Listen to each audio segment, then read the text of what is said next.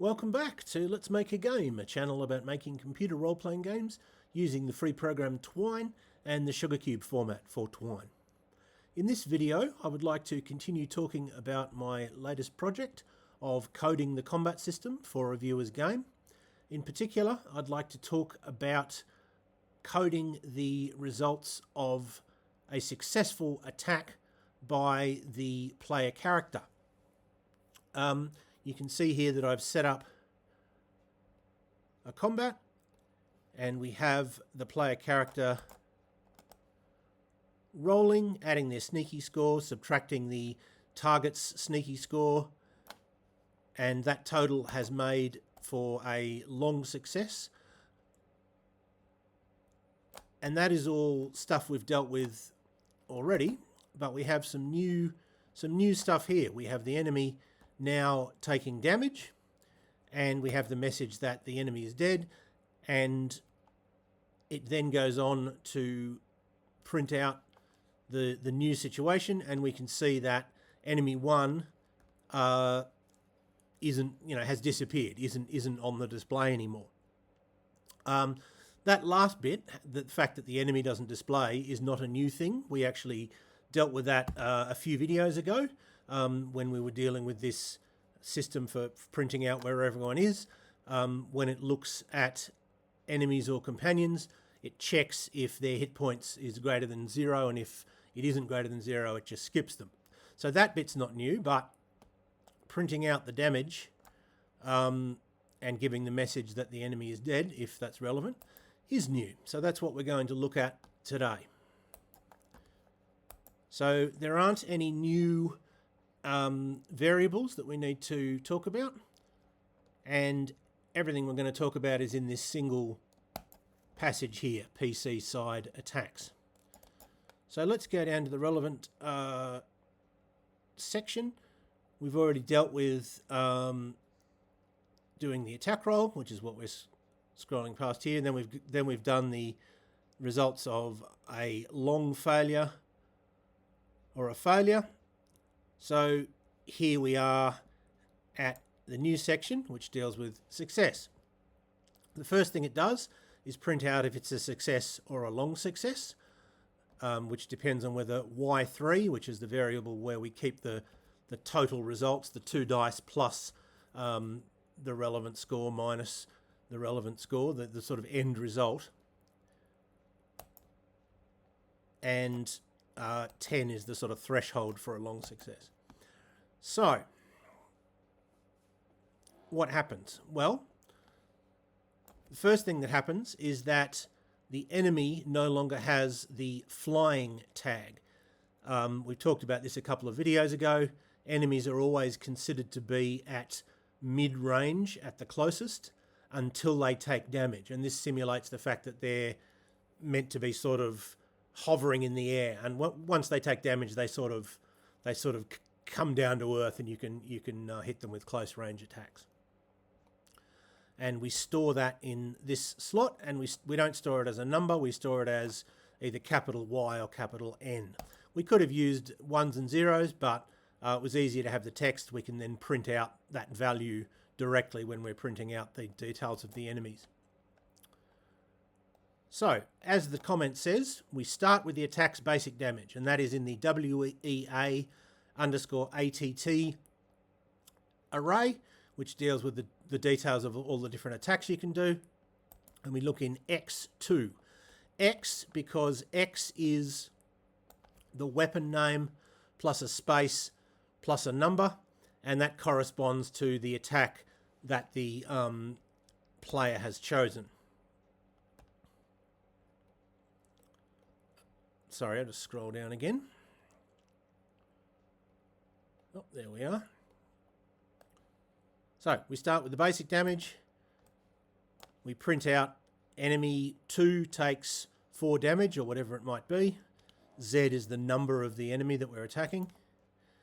Then we look for, well, what are we adding to the basic damage? Are we adding attribute number 1, which is strong, or are we adding attribute number 3, which is sneaky?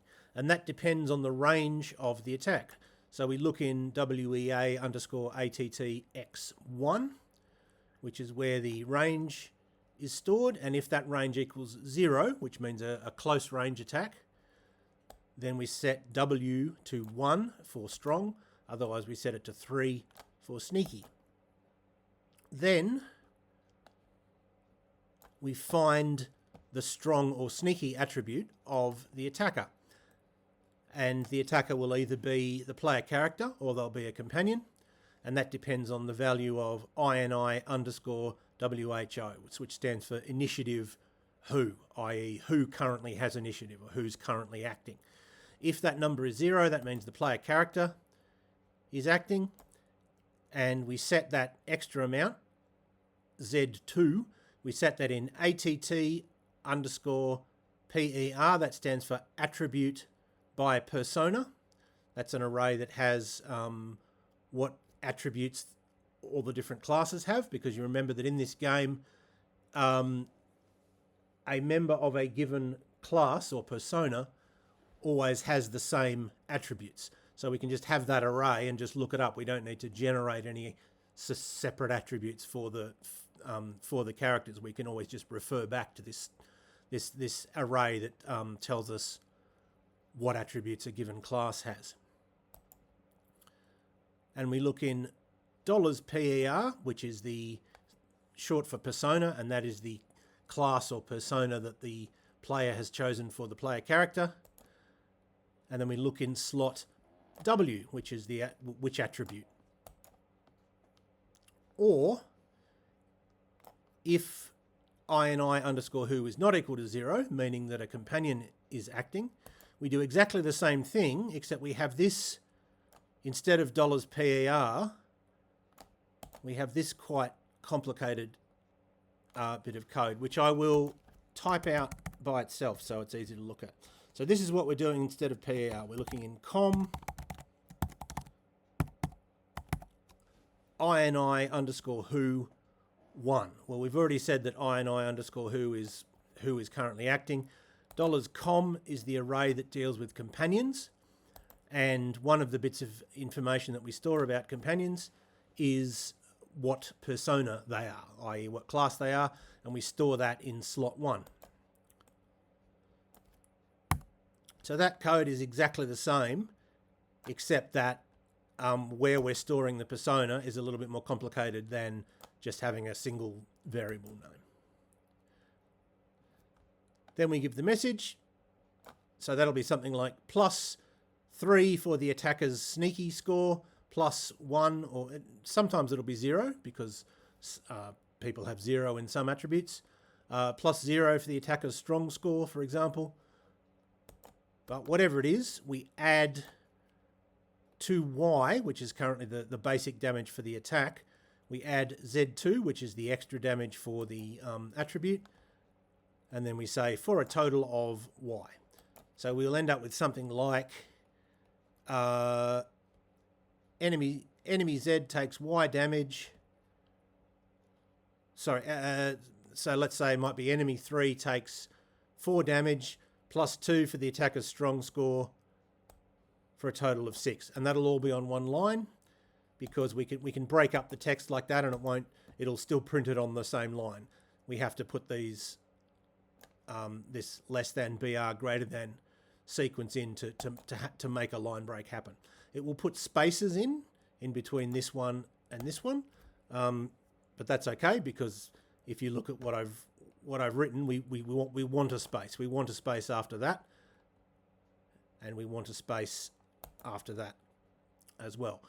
If we didn't want one, we might have to have all these lines happen at once, but as it is, we can spread them out. Then once we've got a total amount of damage, we reduce it by we reduce the target's hit points, which is in the NME array, which stands for enemy. We reduce it by that amount. Now you notice that for enemies, when enemies are attacking the player character or a companion, when they get a long success, they double the bonus for their attribute. But that's not true when it's the other way around, because the player character and companions have a different bonus that they get for having a long success. In fact, there's 4 different ones, and it depends on the persona. I haven't coded those yet. That's what I'm going to be doing next. But I will go through what they are. I do have a comment that says what they are. But getting back to where we are, we reduce their hit points. If their hit points are now less than 1, i.e. they're dead, we say enemy 3 is dead, or whatever it may be. And then we go to this page, any enemies left, or passage, sorry, any enemies left. And that will check if the combat needs to continue. Have we just killed the last enemy? If not, we'll just continue the combat. If so, that's the end of this particular combat, and we go back to the main game, which is something I'm not going to code. I'm just coding the combat system. If that's not the case, if this enemy's hit points are 1 or greater, well, then the combat does have to continue, and then we go to next action.